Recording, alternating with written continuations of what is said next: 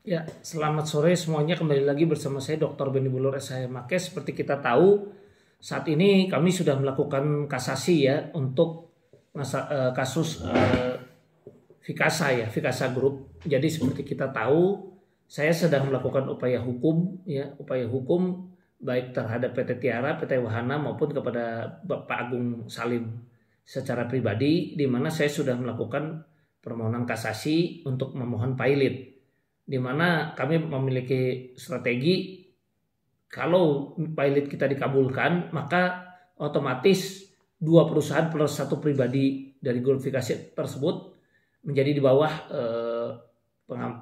pengampuan kurator karena sudah kehilangan kecakapannya untuk mengurus harta kekayaannya.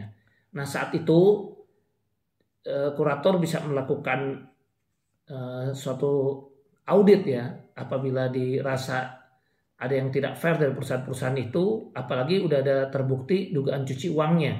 Jadi kalau ada yang bilang kalau diurus oleh kurator kemudian hanya dapat kursi atau meja, itu sama sekali tidak betul ya. Ya kalau memang perusahaannya benar-benar murni pilot, kemudian kita harus bagikan aset tersebut, ya tinggal kursi meja, memang kita nggak bisa apa-apa. Tapi kan mereka sudah dihukum, ada sanksi hukum ya, dan terbukti TPPU-nya bahkan cuci uangnya. Artinya apa? Perusahaan-perusahaan ini memang ada dugaan uangnya diduga kuat diselewengkan kan begitu, diduga kuat karena ada bukti pidananya terbukti ya baik pada kasus Agung Salim dan kawan-kawan ini. Artinya apa? Kalau dilakukan audit kemudian ketemu ada aliran dana bukan hanya ke Pak Agung pribadinya, bahkan misalnya ada dugaan aliran dana, dugaan ya, ini harus terbukti dulu misalnya ke anaknya atau kemana, itu kurator bisa melakukan gugatan lain-lain dan dalam 60 hari bisa kembali ditarik masuk ke budal pilot. Termasuk aset yang disita jaksa pun itu bisa dilakukan gugatan lain dan ditarik masuk budal pilot apabila dikabulkan oleh Majelis Hakim Pengadilan Niaga. Ya, dan waktunya dari sejak mendaftarkan gugatan lain itu hanya 60 hari.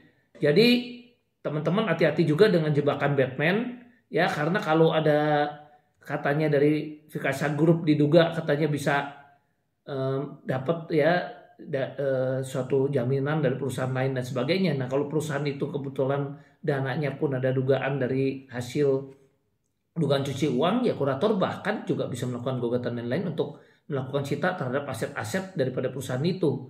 Ya jangan sampai teman-teman disuruh tanda tangan suatu form sehingga tidak lagi bisa melakukan upaya hukum apapun karena dianggap sudah menerima kasus tersebut sudah menjadi suatu case yang boleh dibilang perdata ya, yang mana itu secara perdata pun juga sulit untuk mendapatkannya karena kita nggak tahu dari kekayaan perusahaan yang katanya diduga kuat misalnya mau ngambil alih tanggung jawabnya dan sebagainya. Demikian dari saya, sekian dan terima kasih.